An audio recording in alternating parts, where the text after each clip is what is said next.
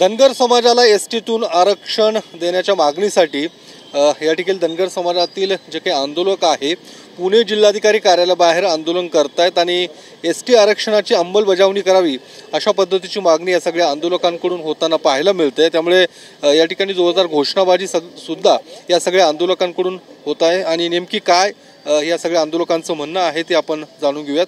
काय नेमकी तुमची मागणी आहे, तुम्ही या ठिकाणी आंदोलन करताय?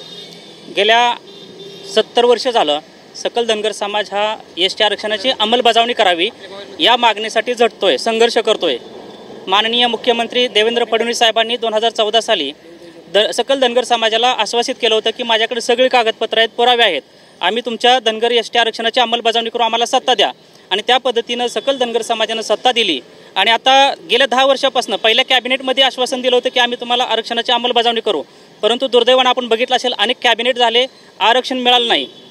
76 ते 85 पर्यंत धनगरांना धनगराचे दाखले देऊन आरक्षण मिळत होतं, परंतु जुलमी सरकारनं 1985 साली शासन निर्णय काढून, राज्य सरकारला अधिकार नसताना शासन निर्णय काढून धनगरांचं घटनादत्त एसटी आरक्षण रद्दबातल केलं, थांबवलं दाखले देण्याचं। आणि म्हणून जालन्यामध्ये सकल धनगर समाजाच्या वतीनं राज्यात एकमेव ठिकाणी सगळं ताकदीनं उपोषण सुरू आहे की देवेंद्र फडणवीस साहेबांनी अंमलबजावणी करावी। आम्ही सगळेजण दीपक बोराडे साहेब जे आमचे आंदोलनाचे उपोषणकर्ते आहेत तिथे ते जालन्यामध्ये बसलेले आहेत, जीवाची बाजी लावून गेले 7 दिवसापासून त्या ठिकाणी उपोषण करतायत आणि महाराष्ट्रातला सकल धनगर समाज हा जालन्यामध्ये एकवटलेला आहे। आज आम्ही या जिल्हाधिकारी साहेबांना देखील देवेंद्र फडणवीस साहेबांच्यापर्यंत हा मेसेज पोहोचवू इच्छितो यांच्या माध्यमातून की सकल धनगर समाजाचे एसटी आरक्षणाची अंमलबजावणी तुम्ही दिलेल्या आश्वासनाप्रमाणे तातडीनं करावी। ज्या पद्धतीने तुम्ही या सगळ्या आंदोलन एसटीतनं आरक्षण मिळावं या मागणीसाठी आंदोलन करताय, आम्ही सातत्यानं हा लढा आजपर्यंत करत आहोत।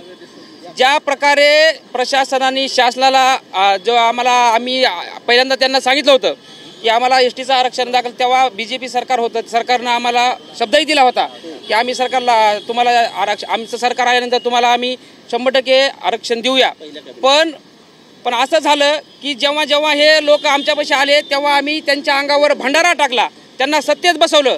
पण आज हा धनगर समाज ज्या वेळेस त्यांना भंडारा टाकू शकतो त्यांच्या अंगावर शेण देखील फेकायला तयार राहतो, कारण की आमचं जर आरक्षण आता नाही दिलं तर सकल महाराष्ट्रामध्ये धनगर समाज आता तीव्र आंदोलन करणार आहे। आणि आमचे बोराडे साहेब जे बसलेले आहेत त्यांना पाठिंबा म्हणून पुणे जिल्ह्यातून आम्ही सकल धनगर महासंघाच्या वतीने इकडं निवेदन देत आहोत। आता आमच्या धनगर समाजाची 81 सालापासून आणि सुरुवातीपासून आज सरकार काय करते, नसणाऱ्यांना देते आणि आमचं 36 नंबरला आहे ते आम्हाला देत नाही, म्हणजे आम्ही किती शांत राहायचं? आम्ही आज 70-75 वर्ष शांत राहिलोय।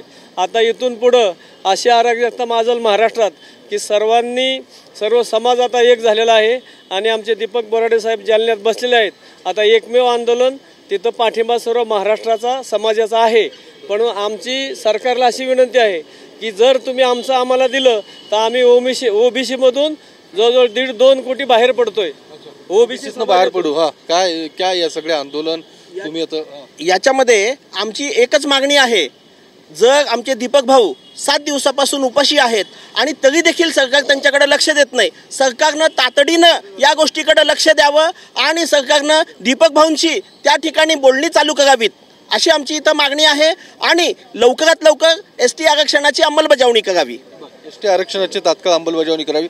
तुम्ही देखील या ठिकाणी पाठिंबा देण्यासाठी आलेला? खरं तर माननीय मुख्यमंत्र्यांना विनंती आहे की ज्या देवेंद्र फडणवीसांनी 2014च्या अगोदर पहिल्या कॅबिनेटमध्ये धनगर समाजाला एसटीतून आरक्षण देण्याचा शब्द दिला होता, आज 2025 उजळलं। आज जालन्यामध्ये त्या ठिकाणी आमरण उपोषण सुरू आहे, 5-6 दिवस त्या ठिकाणी झालेले आहेत। मुख्यमंत्र्यांना काहीच वाटत नाही, अजित पवारांना काहीच वाटत नाही, एकनाथ शिंदेंना काहीच वाटत नाही, एक सुद्धा सरकारचा माणूस तिथं गेलेला नाही। धनगर समाजाचे मुडदे पाडल्यानंतर मुख्यमंत्री जागेवर येणार आहेत का? तात्काळ राज्य सरकारनं त्यावेळेस कॅबिनेट घेणार होते, राहिली। आता कॅबिनेट घेऊन धनगर समाजाचा आरक्षणाचा जो मुद्दा आहे तो कुठल्या वर्गातून पाहिजे नाही, फक्त लागू करण्याचा मुद्दा आहे। परंतु देवेंद्र फडणवीसांची किंवा या राज्य सरकारची नियत चांगली नाही, म्हणून या सगळ्या गोष्टीचं आरक्षणाचं आंदोलन तीव्र स्वरूपात होतंय। धनगर समाज रस्त्यावर आलेला आहे आणि धनगर समाजाच्या आरक्षणाच्या आंदोलनात जर सरकारनं तोडगा काढला नाही, या माध्यमातून मी सरकारला इशारा देऊ इच्छितो। संभाजी ब्रिगेड सुद्धा धनगर समाजासोबत रस्त्यावर उतरून तीव्र आंदोलन केल्याशिवाय मुख्यमंत्रीच काय उपमुख्यमंत्रीच काय कुठल्याही मंत्र्यांना महाराष्ट्रात फिरू देणार नाही, लक्षात ठेवा. तर आपण पाहिलं या सगळ्या धनगर समाजाचं आंदोलन या ठिकाणी सुरू आहे आणि धनगर समाजाचं एसटीच्या आरक्षणात अंमलबजावणी करावी अशा पद्धतीची मागणी या सगळ्या आंदोलकांची आहे. कॅमेरामन विकीसह मी योगेश बोरसे, TV9 मराठी, पुणे.